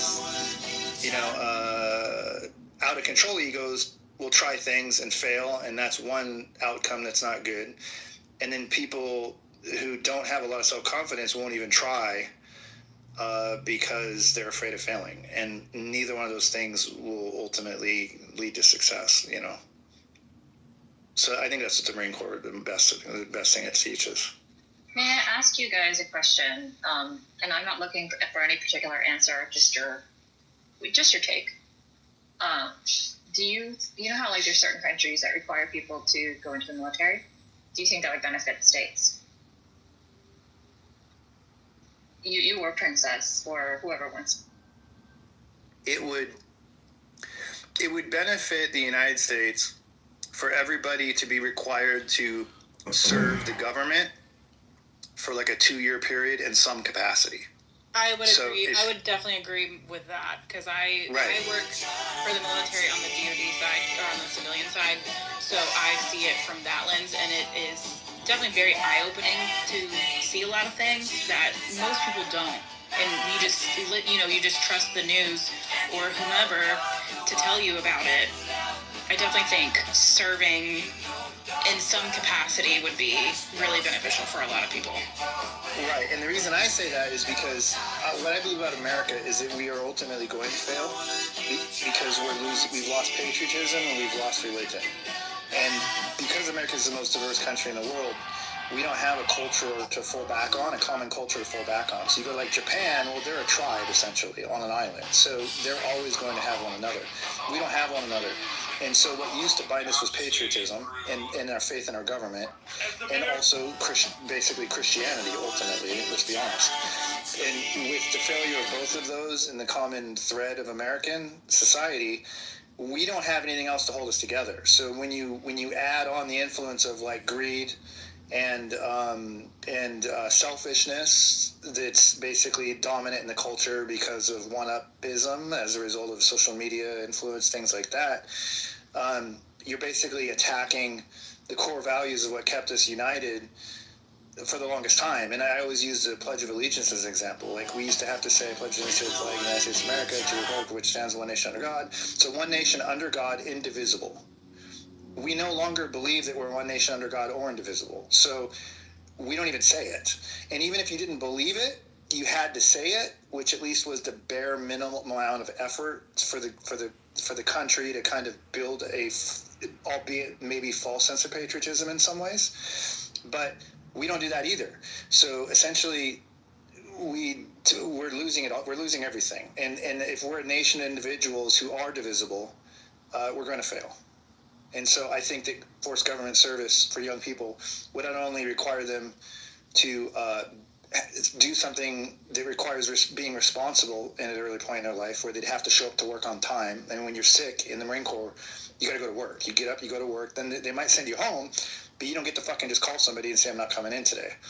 So assuming that they could get all those kind of things, I don't think they'd have to join the military. But, I mean, I think the military should shrink instead of grow, to be honest with you, in America, but at least expenditures of it. But like I said earlier, I'm just really concerned about the decline of patriotism and core religious values. I mean, if you want to say that religious values instead of Christianity, that's fine. But if you don't believe in God, you're going to find a replacement to believe in. And right now it appears it's money. And that's stupid because the government is taking more and more money from the middle class people of America by the minute. So if money's your God and you're having less and less opportunity to have enough of it, you're going to become disenfranchised. And we're all fucked. We're failing for the reason you described, though. Like you said, that pledge of allegiance, like, even if you don't believe in it, just say the words. That goes back to the same thing. Yeah. Like, how do you support the troops if you're just saying words? You're really not. So, like, the fact that they never believed in this pledge, act like they're pretending like they believed in, like, one country indivisible, when it never was that. It is the problem. Like you say, like, when we gonna go back to patriotism and not, we never had that. Because, I mean, this country has always lied, always had two different countries that want to pretend as if it's one. It goes back to the make America great again. Like, when was it great for everyone? Never. So, like, it's the same thing, that this country is full of liars, and it was built on a lie. And that's why it's gonna fail, because they would never tell the truth.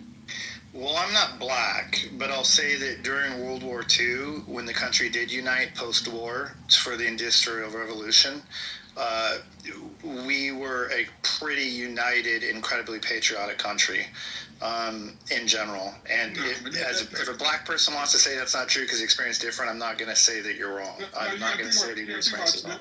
After World War II, the blacks was treated... The black soldiers was treated worse than the prisoners of war. The black soldiers came home and weren't able to get the GI Bill like the white soldiers were. Like, so to say that we were united after World War II, it's crazy, because them same black soldiers that fought valiantly was treated like shit when they got home. Whether or not they were treated like shit, they were proud to be Americans when they returned home as well. No, I disagree with that. I disagree.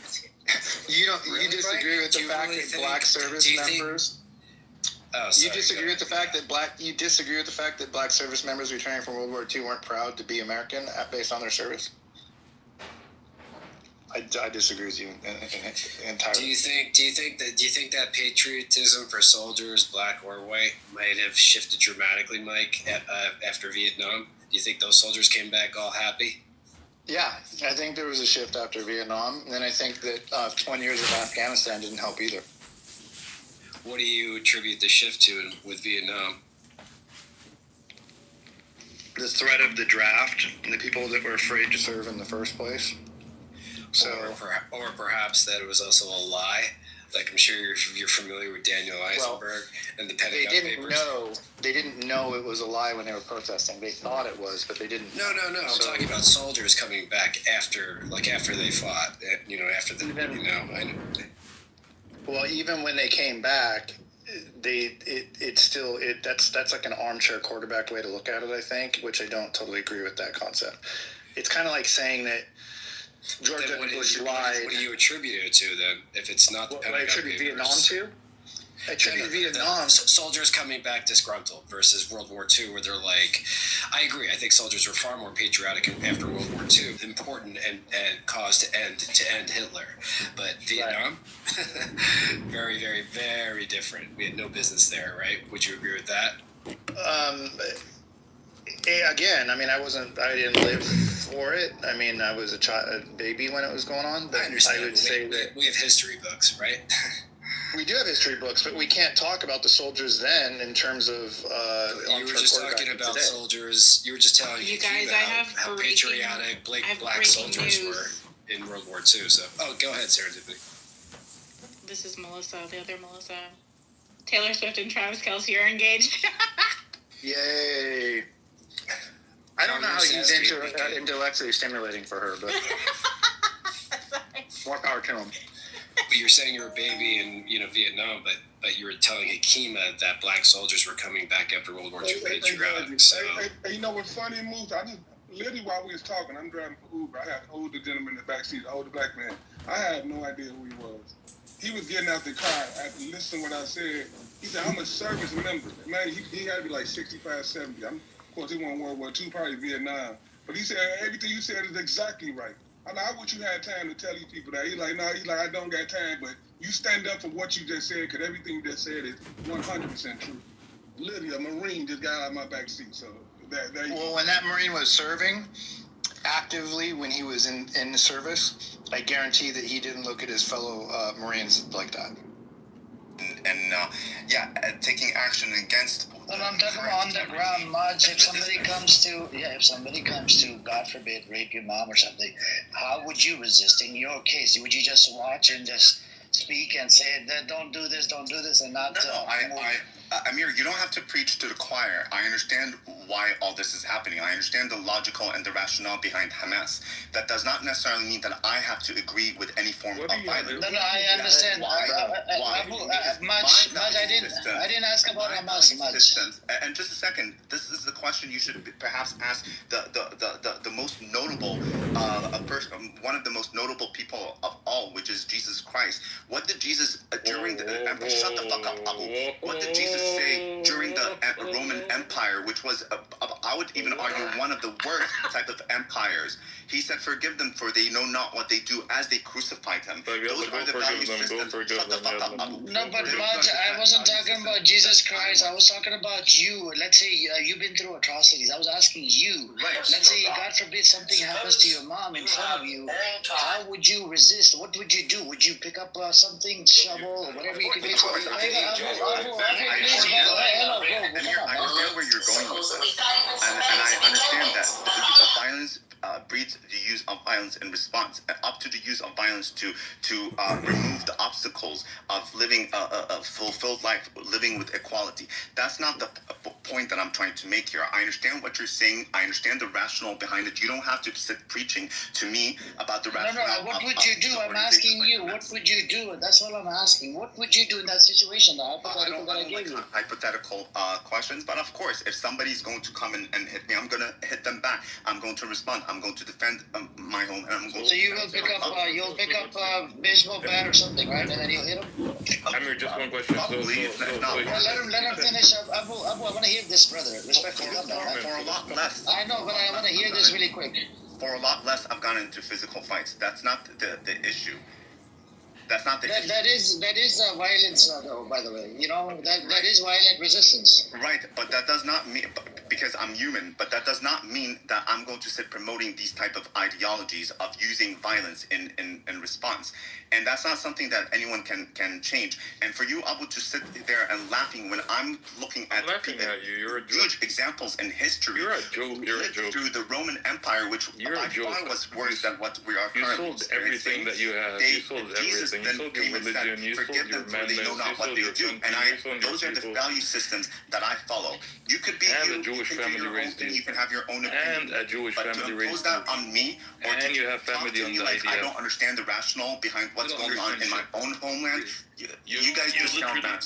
You literally said that I'll defend by hitting back, and then you said, "Oh, Hamas." Like, what the fuck are you talking about, you piece of shit? The fuck are you even saying? You know what? You can go fuck off. You just sound like a very miserable piece of shit, just like many other people on this app. No, just go and continue to be so negative and so like repulsive. Keep bending over. Well, who are you hanging I out? to bend over for nothing, but you don't speak for all Palestinians, and I do represent a huge segment of the Palestinians. That's all you do. So, Max, hang on, hang on. I just wanted to come say hi. I wasn't really trying to have. Yeah, thank you for coming. No, I just want to bring it up. If I come later, but. Abu, you don't represent all Palestinians. You don't represent anything but yourself. No, I do. I represent a huge segment of the Palestinian society who's being silenced by people like you who use your voices in a way to intimidate and to silence other Palestinians. It doesn't matter. There is diversity within our society, and undermine the diversity within our society. Yes, hang on. Wednesday has a question, please. Go I have ahead. a question. Hopefully you had that question for dumbass Abu, because I was. No, I'm asking. Continue my life here. I'm asking. Oh my God. But Los Angeles is not that nice. It's way better than a lot of other places, Los Angeles. So anyway, guys, I just wanted to come and say hi, Amir. Well, I'm gonna who do you Talk to you later, Because I would chop your head off, Abu. You wouldn't do a thing. Are you doing shit? I would. Shut the fuck up, you dumbass. So he comes in here preaching against violence. What a fucking scumbag. Preaching against violence and ends with a note, I'll chop your head off. Fucking piss off. So, He's like, but I'll hit them back. He's clearly on his monthly. Yeah. Salaam yes, alaikum. Wednesday. Walaikum salam. Walaikum salam. I wanted to ask a question. What, like, you know, there a lot of people say, oh, you know, what is it? Violence begets violence and stuff like that. But I get that. But at some point, when you have did everything that you could do, sometimes to resist, like how I mean, just the way a lot of oppressed people have resisted. It's the last straw. It's the last straw. When you have done everything else possible, and your day-to-day life is still misery, you're still oppressed, you're still being killed. This is the last straw. So it's not like he makes it seem like all of a sudden it's like in a vacuum. Oh, these are just savages and stuff like that. No, and I hope he wasn't like saying anything about Martin Luther King, because a lot of people do that. And then towards the end of Go on, sorry. But sorry, towards the end when Martin Luther King, and you guys can Google this. He even said, "I feared that I brought my people into a burning house." After he did, his people were given civil rights. So, yeah, but with regards to what you're saying, these kinds of people want to give up everything, want to give up their weapons. Essentially, what the PA has become, they've given up all their weapons and now they're sitting on their laurels. Bro, he gave up because his they ass, can't defend. He gave up his ass. Not only we know he gave up everything. He gave the inside of his ass as well. But that's another story. Oh, yeah. With regards to, but these people, essentially, I do not understand where one side is armed to the teeth and they're expecting the people that are being oppressed to give up their weapons. AK came to the mic with all that pompousness just to go, I'll rest my case.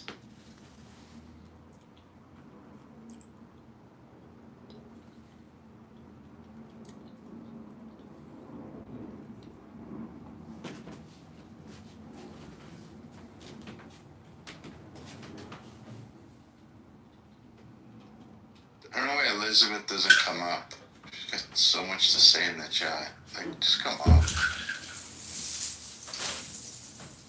Be nice to hear.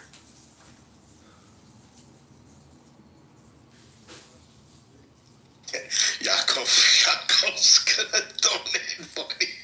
He's gonna donate a couple bucks to covered income. Oh man.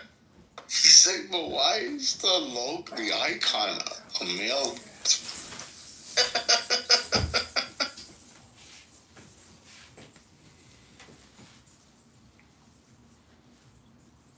He said, is this a serious endeavor? I got killed about this. I'm not laughing anymore because they just came after me. Oh, bro. Buttercup tried to character assassinate Grace this morning over this. But didn't care. Didn't care what the message was. I played that video. Didn't give a fuck that Jews are getting beat up, getting held hostage, getting fucking kidnapped in their own universities. Didn't care about any of that. We had to get Grace this morning. Yeah. It was called Let's Get the Canter. Yeah, Grace endorsing semen is what she pointed out. I'm like, no, it's income. You can tell, if you take Freudian analysis, you can tell exactly what these people have entrenched in their subconscious. Unbelievable, man. John, what do you think of the post on the top there in the Jumbotron, Covered Income by Lyle Culpepper? Well, it makes me think of a poem I'd like to read to the room. Norm, is it okay if he reads us a poem?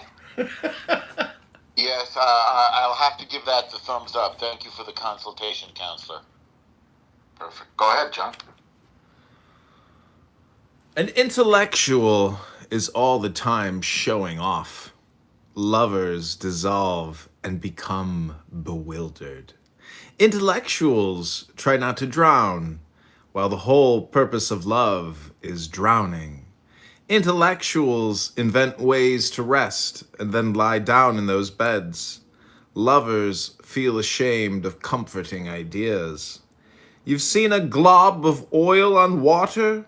That's how a lover sits with intellectuals, there but alone in a circle of himself. Some intellectual tries to give sound advice to a lover. All he hears back is, I love you. I love you. Love is musk. Don't deny it when you smell the scent. Love is a tree. Lovers, the shade of the long branches. To the intellectual mind, a child must learn to grow up and be adult. In the station of love, you see old men getting younger and younger.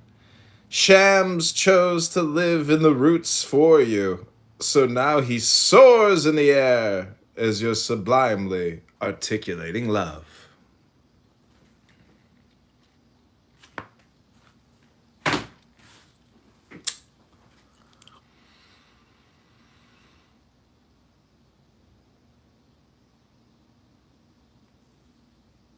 Looks like BB missed the best parts. I think so. BB, that would be a good conversation. I mean, I just get the feeling that Amir doesn't really live with all that much love in his heart or in his surroundings. It must be very difficult to be such a cranky old bugger. Yeah, love is powerful. Especially when it comes from unexpected places, towards unexpected places.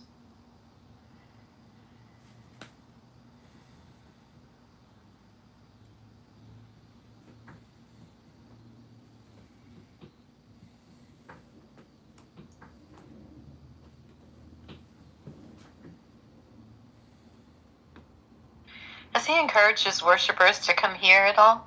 I'm not on, today's the longest day I've been on.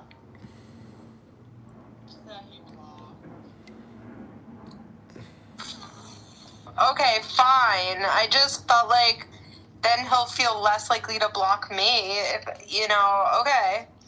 No, this is the thing with you, Danny. You're just a bitch, okay? Because in the other room... Danny, you're a bitch? I didn't know that. He texted me. Someone blocked me from the room, and then you're asking why people block you, Danny. Yeah, you can't block. Like, you gotta.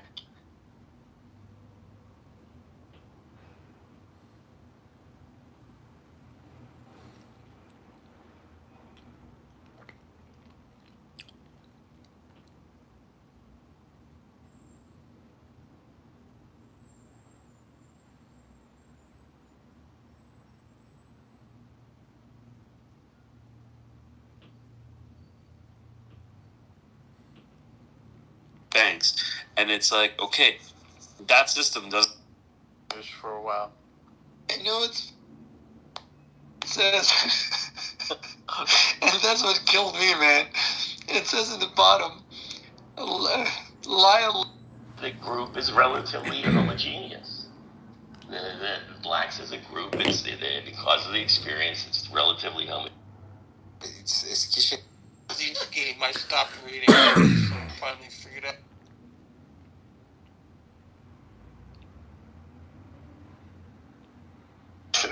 Because the more we're exposed to one another, the more we see the humanity in one another, and the more we accept each other as people who are like ourselves, instead of fucking big, but get in a situation 4% one population and 96% the other population, yeah, it's fucking fraught with all kinds of racism and bullshit. Except of in the old years, there was a lot of black people, but there was still more white people then. So racism is a lack of exposure. On Clubhouse, you get people from, I mean, who the fuck knows these people are sitting when they're talking, man? A lot of them probably live in neighborhoods where there is no black people in high school or whatever. And then they're in here talking about racist issues, and frankly, they are not experts because they have no experience with it at all. And by the way, for me to be a white guy in Atlanta and have no opinion on black people because I'm not black is bullshit. I know more about black people than most white people do. I mean, as a wedding photographer, I've shot 1,000 weddings. 200 of those at least have been black families. I was the only white guy among hundreds of black people for 10 hours in a whole fucking day, seeing their most like intimate moments. Like, yeah, I have some experience. What do you mean by having an opinion of black people, Mike? Oh, a lot of black people will tell you that white people don't have an opinion about their issues at all because we're not black.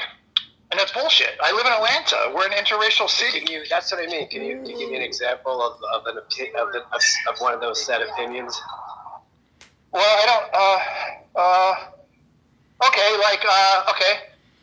So, as someone who shot weddings with black families, I noticed that black people are almost always late compared to white people. Okay? That's my experience with weddings. I've also noticed that black people at the receptions have way more fun and are way... yeah, that too. Well, that's real. So I've realized that stereotype's real, okay? But I've also realized that white people suck at having fun, and black people are way better at having fun. So culturally, they are more, they're tighter knit amongst one another. White people are more selfish between one another.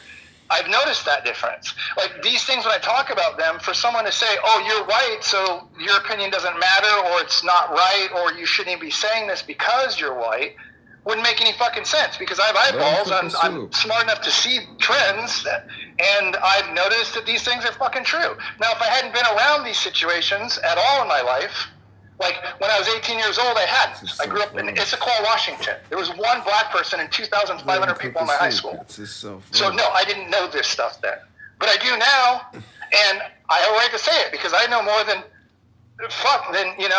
other white people who grew up in places with no experience. So I don't know, like, I think the people that have experience and personal testimony of their realities have a right to be part of a conversation about black and white issues, back and forth.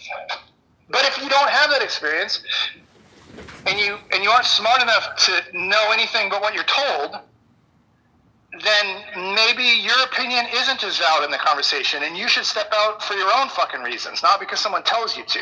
Like, not every opinion is fucking equal. Not every opinion matters. Like, we've completely lost the ability to respect somebody with a fucking PhD in a subject that put 12 years of study into something that we found on the internet on our own. We've lost the ability to represent their opinion as more important than our own. That's just fucking retarded. We're all getting dumber because we're doing this to each other. It's stupid.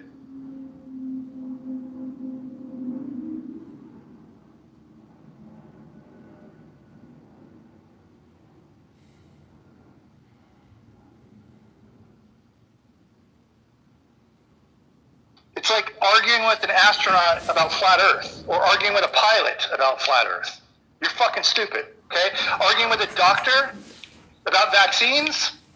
Well, you're not as stupid as the former, but it's not a very bright thing to do, considering they put thousands of hours into their craft, and you, I don't know, hang light bulbs for a living, and you you have access to, and you both have access to the internet. Like, what the fuck? I want you to appeal to authority across the board. No, it's not. No, let me make that straight, Akima. Go look at the definition of appeal to authority. Appeal to authority only applies when the person actually isn't relevant as a subject matter expert. Believing a subject matter expert is not appeal to authority. You can look at the definition. I'll read it to you if you want to, but go look at it yourself. Read it through the lens of whether or not you're dealing with a subject matter expert. I'm not upset. I'm walking around. No, I'm not. You can gaslight the room that I'm upset, but I'm not. Passion is not anger at all. I'm talking about something that is important to me. So you can categorize it as... Race is important to you? Yeah, race is important to me because I'm a race.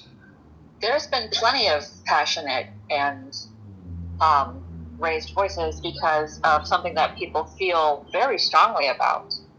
And I think it's encouraged here. It doesn't break a rule if you're not interrupting. It doesn't break a rule if you're being respectful, things like that. And that's what these things are for, is to share these conversations. And honestly, you don't know this because I'm not in person.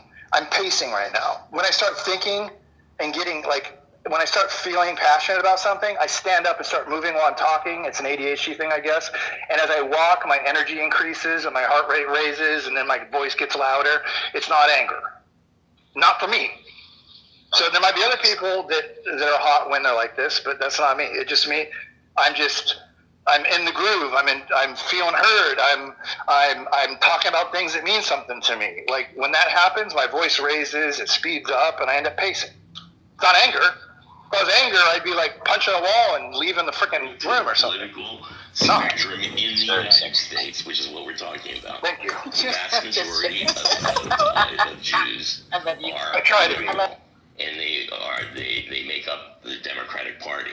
If you look at the leadership in Congress and in state legislatures, 90 to 95% of the Jewish representatives are Democrats, and 90 to 95% of the blacks are Democrats. Not just politically. I think what he's saying is like lifestyle, culturally. Like, how's their family structure? Would you say it's more liberal? No, it's not. Exactly. See, what I'm saying is that you preach liberalism to everyone else, right? What percentage of Jews, you practice conservative values in your own personal life, and that's what percentage of Jews? There are 7 million Jews in the United States. Those values, and that's why you guys are so powerful. Even though this is what you don't seem to understand. This is what you don't understand. There are 7 million Jews in the United States right now. Okay, most of them live in the New York City area. Out of those 7 million Jews, only 10% are Orthodox. Only 10%. Now, those 10% of the Orthodox are very religious, are very conservative, tend to vote Republican, do support Trump. That's absolutely true. 10%. 10%. Only 50% of Jews actually belong to a synagogue. Okay? And only like 30% ever go to a synagogue in the first place. So no, you don't seem to understand what you think Jewish is a religion. No, it's not. It's an ethno. It's a different ball of wax. Are we a race? No, we're multiracial, but we are a specific ethnic group and nationality. We're not just a religion. I'm an atheist Jew who doesn't belong to a temple, but who does go to temple periodically and celebrates the holidays. So where do you get that? We're our own animal. It's you can't compare it. And to say that there's conservative, no, the conservative Jewish lifestyle, particularly in the United States, 10% are Orthodox. Even in Israel, you would think that there would be more Orthodox in Israel. No, there's maybe 10 to 12% of Israelis are Orthodox. That's it. That's it. So this idea is bullshit. The majority of Jews in the United States are progressive, are moderate to left, progressive. Almost all are Democrats, And again, it tracks very similar to the Black American population as well. Ben, it's the same thing. Family structure track very similarly to the Black American population. This family structure, I don't know why you like have a big deal about that. That's not relevant to the conversation of politics. Hey, that's much more. No, what? No, it's not. What? It's not. Yeah, I don't think it's relevant to everything conversation. It's like. Yeah, there's a difference between political conservatism and social conservatism, right? What you practice, what you, how attached you are to your religious doctrine, how attached you are to living within those, within those parameters. Right. I would say, again, there's two different spectrums of conservatism as it relates to Jewish people. There's the Zionist conservatism, which is I got a large family. So apparently Ace is an attorney today. 4 grandparents came from Eastern Europe in the late 1800s. Okay, and I have a branch of the family that's been living in Israel since 1900. So I started to have going back to the point that you keep on talking about the whole population. It's 10%. So yes, they exist, but they exist as a very small group that's different than the rest. I would say that there's you want to ask me who I promote? The Zionist spectrum, correct? Oh, absolutely. I consider myself, I am a pro-Palestinian Zionist. That's what I am. Awesome. Okay? All right, because people don't understand the word Zionism. I grew up with the word Zionism. The only thing that Zionism means is that you support the idea that the Jewish people should have a homeland, and not describing what that homeland is, should have some homeland in the area in the Middle East around Jerusalem. Based on what? Based on what? That's all it means. That's all it means. How old is the idea that Israel should be in that? Isn't that a conservative value that you're? That's not a Israel is a conservative. It's the idea. It's the idea of national identity is what it is. Okay. All right. People in Armenia, there are like many, many, many more Armenians that live outside of actual Armenia. Okay. But if Armenia didn't exist and you have like 15 million Armenians that live outside, don't you think they deserve to have a land that represents them where they are a majority population? I think the same thing's for the Kurds. The Kurds, there are millions, tens of millions of Kurds that have their own language, that have their own identity, that have their own history. They should have their own country where they're the majority in northern Iraq and in southern Turkey. They absolutely should have their own. And the Palestinians, no matter what their history is, no matter, you can argue about it, they are a specific identity that have an attachment to the land where they are a majority. They are a majority in Gaza, in the West Bank. They should be given the right, just like the Jews were given the right to the Israeli borders within the 1967 borders. The Palestinians, who've always lived there, should have their own land, and that's their land that they run themselves. Period. End of story. What about Black Americans, Ben? Do you think that Black Americans should have their own nation state as well?